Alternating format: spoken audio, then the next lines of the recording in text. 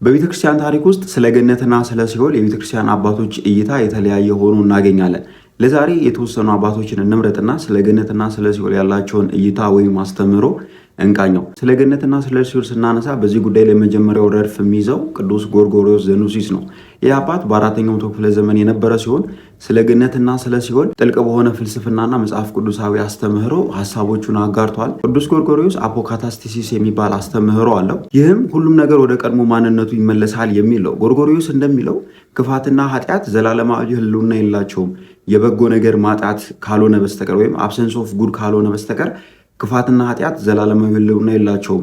በመሆኑም እነዚህ ዘላለማዊ ሕልውና ስለሌላቸው ለዘላለም ከኛ ጋር አይኖሩም። እግዚአብሔር በመጨረሻው ዘመን ላይ ኃጢአተኞችን ያነጻና ወደ ቀድሞ ማንነታቸው ይመልሳቸዋል የሚል አስተምህሮ አለው። ታዲያ ሲኦልን እንደ መቅጫ ሳይሆን እንደ ሕክምና ወይም እንደ ወርቅ ማንጠሪያ ያየዋል። ኃጢአተኛው በውስጡ የተጣበቀውን ኃጢአትና ርኩሰት ፈትፍቶ የሚያወጣው የሕክምና እሳት ነው ብሎ ይገልጸዋል። ስለ ገነትም ደግሞ ሲያስተምር ዝም ብሎ የእረፍት ቦታ ብቻ ሳይሆን እግዚአብሔር ወሰን የሌለው በመሆኑ በገነት የሚኖሩ ጻድቃን ወደ እውቀትና ወደ ዘላለማዊ ፍጹምና የሚያድጉበት ስፍራ ነው ብሎም ያስተምራል። በዚህ ጉዳይ ላይ ሌላኛው ባለ ሐሳብ ቅዱስ ኤፍሬም ሶርያዊ ነው። ቅዱስ ኤፍሬም ሲኦልን የሚመለከተው እግዚአብሔር ሰዎችን ለመበቀል የፈጠረው ቁሳዊ የመከራ ጉድጓድ አድርጎ ሳይሆን ሰዎች ከእግዚአብሔርና ከቅድስና ጋር ሲጣሉ በውስጣቸው የሚፈጠር መንፈሳዊ መቃጠል ወይም ደግሞ መንፈሳዊ ስቃይን እንደ ሲኦል ይመለከተዋል እንጂ እግዚአብሔር ሰዎችን የሚያቃጠልበት የመከራ ጉድጓድ ወይም እሳት አለ ብሎ አያስብም። ታዲያ ቅዱስ ኤፍሬም ሀሳቡንም ሲያጠናክር ሰው በምድር ላይ ሳለ የሰራው ኃጢአት እንደ ማገዶ ሆኖ በውስጡ ይከማቻል። ታዲያ ያ ማገዶ በመጨረሻው በፍርድ ቀን ላይ ይወጣና እንደ እሳት ውስጥ ሆኖ ያቃጥለዋል እንጂ እግዚአብሔር ሰዎችን ወደ እሳት አይጥልም።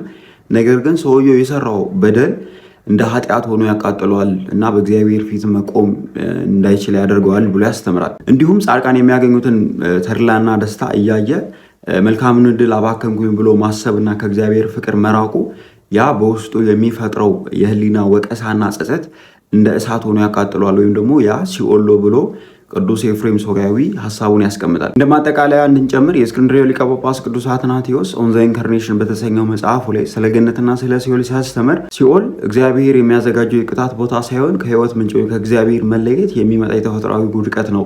እግዚአብሔር የህይወትና የህላዌ ምንጭ በመሆኑ ከእርሱ መለየት ወደ ባዶነት ወይም ነቲንግነስ ወደ መበስበስ ያሻግራል። ያ ሲኦል ብሎ ያስተምራል። ገነት ደግሞ እግዚአብሔር የህይወት ምንጭ በመሆኑ ከህይወት ምንጭ ጋራ ለዘላለም አብሮ መኖር ነው ብሎ ሀሳቡን ያስቀምጣል። ኦን ዘ ኢንካርኔሽን የተሰኘውን የቅዱስ አትናቴዎስን መጽሐፍ ማግኘት የምትፈልጉ ባዮ ላይ ባለው ሊንክ ገብታችሁ በቴሌግራም ቻናል ላይ ማግኘት ትችላላችሁ። እናንተን ሀሳብ ደግሞ በዚህ ጉዳይ ላይ በኮሜንት ሴክሽን አስፍሩ። ፎሎ ማድረጋችሁን እንዳረሱ